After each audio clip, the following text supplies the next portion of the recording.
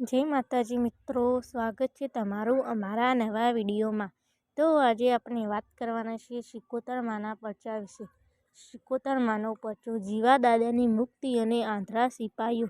ગુજરાતના ભાલ અને કાંઠાળ વિસ્તારની આ વાત છે, જ્યાં આકાશ અને દરિયો એકાકાર થતા હોય અને જ્યાં લોકવાયકાઓ પવનની લહેરખીની જેમ લહેરાતી હોય, ત્યાં માના સિકોતરનું નામ અદબદલથી લેવાય છે।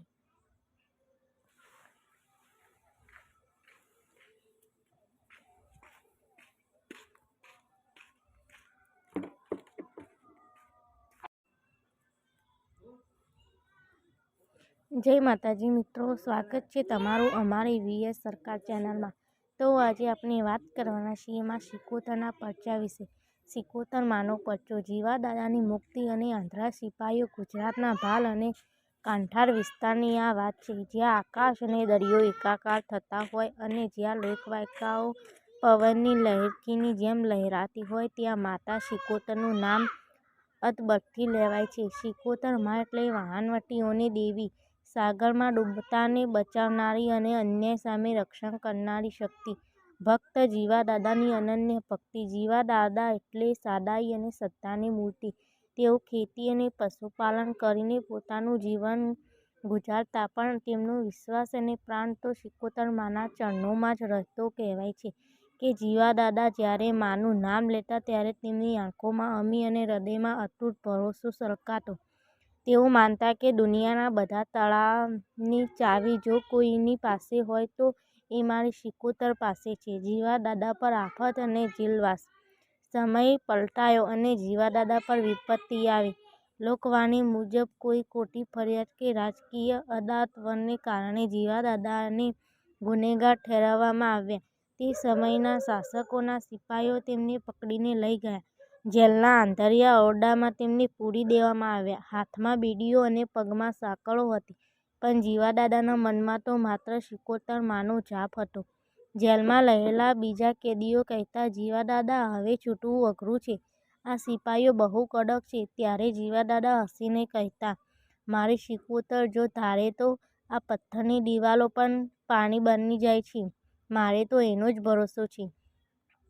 રાતનો ચમત્કાર। સિપાઈઓ આંધળા થયા। જે રાત્રે જીવા દાદાને કડક સજા થવાની હતી, તે રાત્રે આકાશમાં એક અજબની શાંતિ હતી। જેલના દરવાજે સશસ્ત્ર સિપાઈઓ પહેરીઓ કરી રહ્યા હતા। જીવા દાદા જેલના ખૂણામાં બેસીને માનું સ્મરણ કરતા હતા, હે વહાણવટી મા, હે સિકોતર, તારા બાળકની લાજ રાખજે। અચાનક જેલના ઓરડામાં એક તેજ પુંજ દેખાયો। આખું વાતાવરણ દિવ્ય સુગંધથી ભરાઈ ગયું। એ જ ક્ષણે એક આશ્ચર્યજનક ઘટના બની। દિવ્ય તેજ। જેલના દરવાજે ઊભેલા સિપાઈઓની આંખો સામે અચાનક વીજળી જેવો પ્રકાશ થયો। અંધાપો। સિપાઈઓ કોઈ સમજે તે પહેલાં જ તેમની આંખો સામે અંધાપટ છવાઈ ગયો। તેમને દેખાતું બંધ થઈ ગયું। તેઓ ગભરાઈને બૂમો પાડવા લાગ્યા, અરે, મને કાંઈ દેખાતું નથી, હું તો આંધળો થઈ ગયો છું। બેડીઓ તૂટી ગઈ। જેલના મજબૂત તાળા આરોઆપ ખુલી ગયા અને જીવા દાદાના હાથ પગની બેડીઓ રૂની જેમ ખરી પડી। જીવા દાદાની મુક્તિ। જીવા દાદા ઊભા થયા। જેલના દરવાજા ખુલ્લા હતા। સિપાઈઓ હાથ પછાડતા હતા, પણ તેમને રસ્તો જડતો નહોતો। મા સિકોતરની પ્રેરણાથી જીવા દાદા શાંતિથી જેલની બહાર નીકળી ગયા। માએ જાણે પોતે રસ્તો કરી આપ્યો હોય તેમ કોઈ તેમને રોકી શક્યું નહીં। જ્યારે જીવા દાદા જેલની હદની બહાર સુરક્ષિત પહોંચી ગયા, ત્યારે પેલા સિપાઈઓની આંખોની રોશની ધીમે ધીમે પાછી આવી। સિપાઈઓ અંદર દોડ્યા, પણ ત્યાં જીવા દાદા નહોતા, માત્ર તૂટેલી બેડીઓ અને હવામાં પસરેલી દિવ્ય ધૂપની સુગંધ હતી। લોક હૃદયમાં સ્થાન। આ ઘટના વાયુવેગે આખા પંથકમાં પસરી ગઈ। લોકો સમજ્યા કે આ કોઈ સામાન્ય માણસની શક્તિ નહોતી, પણ સાક્ષાત સિકોતર માના આશીર્વાદ છે। જીવા દાદાનું નામ લોકગીતો અને ભજનોમાં અમર થઈ ગયું।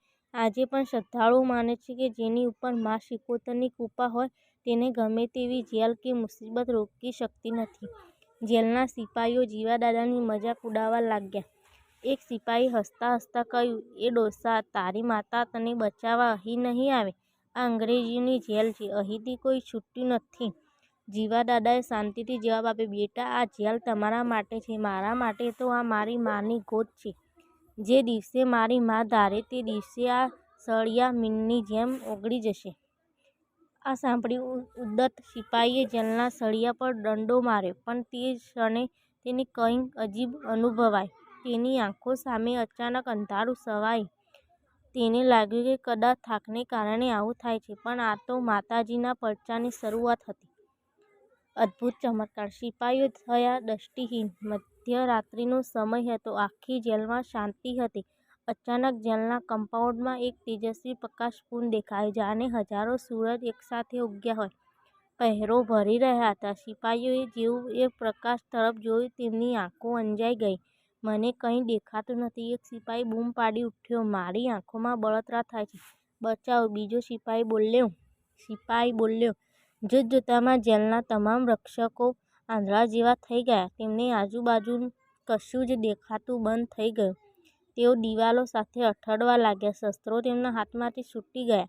આ કોઈ બીમારી નહોતી, પણ સિકોતરની માયા હતી. માયાએ સિપાહીઓની દૃષ્ટિ હરી લીધી, અને જેથી જીવા દાદાનો માર્ગ મોકળો થાય. સળિયા તૂટ્યા અને માર્ગ મળ્યો. જીવા દાદા જે કોટડીમાં હતા તેના દરવાજા આપમેળે ખુલી ગયા. તેમની સાંકળો બાંધેલી હતી તે જાણે કાચા દોરાની જેમ તૂટી ગઈ. હવામાં એક દિવ્ય સુગંધ પસરી ગઈ, અને જીવા દાદાને એક સ્ત્રીનો અવાજ સંભળાયો. જીવા, ઊભો થા દીકરા, તારી મા આવી ગઈ છે. ચાલ, આ જેલના દરવાજા તારા માટે ખુલ્લા છે. જીવા દાદાની આંખમાં આંસુ આવી ગયા. તેમણે જોયું કે જેલના પેલા કુળ સિપાહીઓ લાચાર થઈને જમીન પર આરોટી રહ્યા છે. માએ તેમને શારીરિક નુકસાન નહોતું પહોંચાડ્યું, પણ તેમની અહંકારની આંખો બંધ કરી દીધી. જેલમાંથી મુક્તિ અને ગામમાં આગમન. જીવા દાદા જેલમાંથી બહાર નીકળ્યા ત્યારે રાત હોવા છતાં તેમને રસ્તો દિવસ જેવા સાફ દેખાતો હતો. મા સિકોતર પોતે અદૃશ્ય રહીને તેમનું માર્ગદર્શન કરી રહી હતી.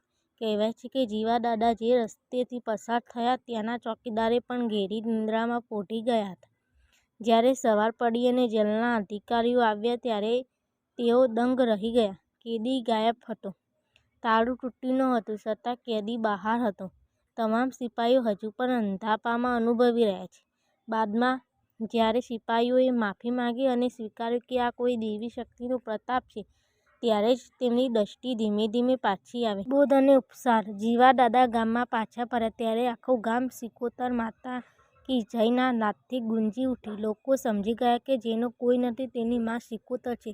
જેલના સળિયા કે સિપાહીઓની બંદૂકો શ્રદ્ધાને રોકી શકતી નથી. મા સિકોતરના આ પરચા આજે પણ ભક્તોના હૃદયમાં જીવિત છે. જય માતાજી મિત્રો! અમારો વિડીયો ગમ્યો હોય તો વિડીયોને લાઇક, શેર અને ચેનલને સબસ્ક્રાઈબ કરવાનું ભૂલતા નહીં.